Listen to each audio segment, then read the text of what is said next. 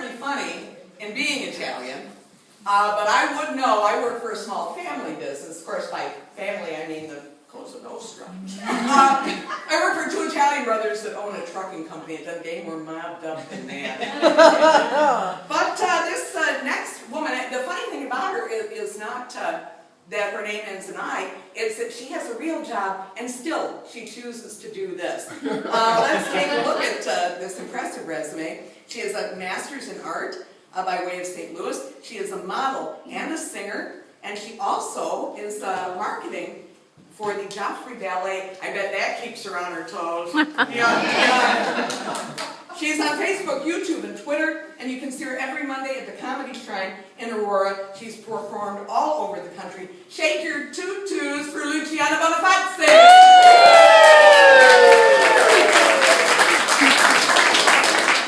My name is Luciana Bonifazi. My parents named me that because Bonifazi actually in Italian means pretty face, and Luciana means just another, so... That's right.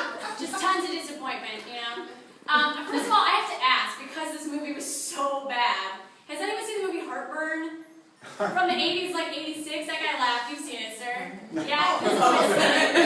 There's a Nora Ephron fan. Is that Nora Ephron or... Yeah, Nora Ephron wrote this movie. Yeah. She must have, like, had dirt on everyone in Hollywood, because everyone's in this movie, and it's so fucking bad, you guys. Like, just horrible. It's like Meryl Streep, Jack Nicholson. It's Kevin Spacey's first movie, and it's just a piece of shit. So don't ever watch it.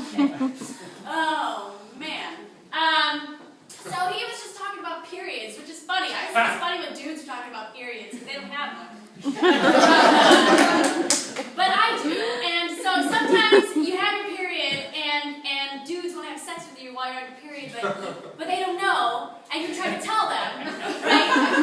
But like, you're a recovering Jew, I'm a recovering Catholic, so I feel I have all this guilt. I can't just come out and be like, oh, I'm a period. That word's dirty to me. I just can't say it in front of guys. So I have to go about it in a roundabout way. I'll be like, so,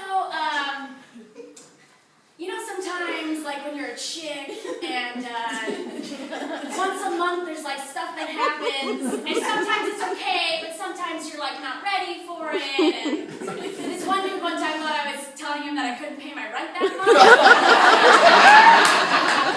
Asked me if I needed a rent check. That relationship did not last very long. Yeah, so that relationship didn't last. So I've been doing some online dating recently. I started off, my friend was like, you should do Match.com. And so I did that. You gotta pay for Match though. So I paid for like 3 months, whatever. So that didn't really work out. So then I went to OkCupid, which is free. And that's been working out all right. But if that starts to not work for me, I'm gonna go to SugarDaddy.com. And I will pay for one day, right? Women's lib, right here, ladies. Don't get paid. Yeah, I will get paid. And I will have a monstrous orgasm when that dude pays off my student loans. So speaking of online dating, I was thinking the other day about how different dating is than even like when my parents were my age, but think about how different it is from like Civil War time, like dudes at the front writing letters home, like, my dearest Cecilia, I miss the way the moonlight shines in your eyes in our yard, like, and now it's just like you get a text message from some dude being like, Becky, send me a picture of your tits, which I think is more romantic and to the point. Like, I don't have time for moonlight in my eyes, you guys. I just want to show up in my boobs and get a dinner, you know? That's about all I have time for. So speaking of dating, so my boyfriend took me to this St. Patrick's Day party. He goes to the University of Chicago Law School, so you would think it'd be like a really academic party with a bunch of nerdy people, but it was all frat dudes, so it got real bro-y. So for instance, it's like all of these dudes are wandering around the party, and at the end, of course, they all ended up shirtless, covered in beer, and then eventually covered in dirt, because they thought it would be a good idea when they were drunk to wrestle each other in the backyard. Now, you guys might be wondering, at any point did she question why she was there? And to that I say, did you miss the part where I said University of Chicago Law School? These guys can get drunk and hand slap each other all they want to, as long as in 2 years I have a wedding ring on my finger. I want to go as quickly as possible from point A, which is right now, point B, which is at home on my ass eating bonbons. Okay? So, get it. And that's hard work for me, because I don't even like bonbons. It's difficult work for me. So call me old-fashioned, but I like the idea of marrying a lawyer, and then holding up my end of the bargain by doing nothing but looking hot. And I have to work off all the bonbons, so it's hard work, you know? I also learned at this frat party interesting definitions for things. For instance, women's lib means a girl who doesn't necessarily have to be drunk to want to have sex. Also, women's lib happens in a basement, so that's that. A lot of random sex these days, right? People just, having sex on the fly. You gotta have birth control for that. My boyfriend lives with he has two female roommates, one of which uses the NuvaRing. I don't know if you guys know what that is. It's birth control, but it's like a little tension rod sort of that you just stick right up in there, and then you got it for the whole month. You don't have to take pills or anything.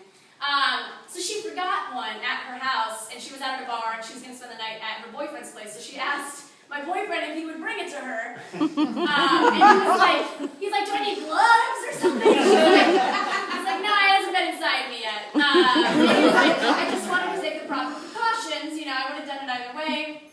So before we go to the bar and bring it to her, he's like, hey, we had a couple drinks. He's like, you want to play with Vicky's ring? And I was like, shush! Sort of, yeah. I sort of do, because I don't understand them. I don't understand how they work. I myself, I take the pill. I need to take it every day, but I forget sometimes. So I use Facebook as a reminder to take my birth control.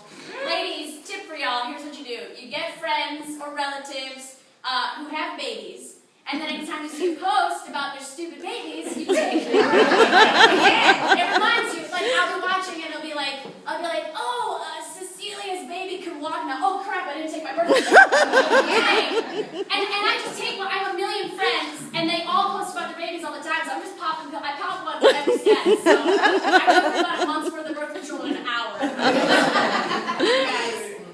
And why don't I want to have a baby? There's several reasons. One, I don't want any more people inside me.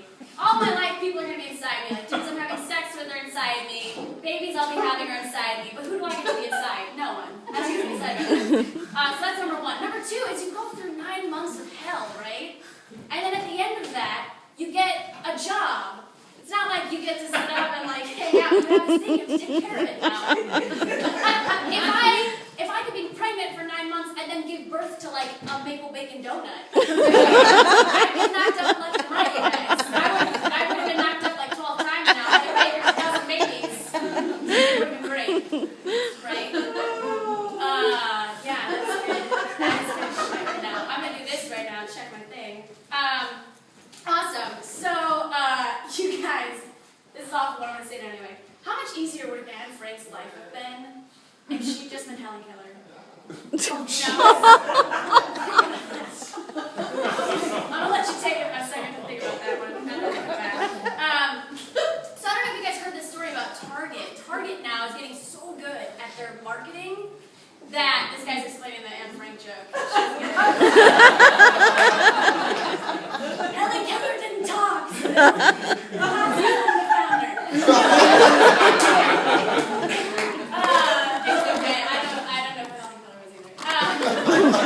Anyway, so Target is getting so good at their advertising and their marketing to people that they can predict when people are pregnant just by lotions they're buying, things that they're purchasing at Target.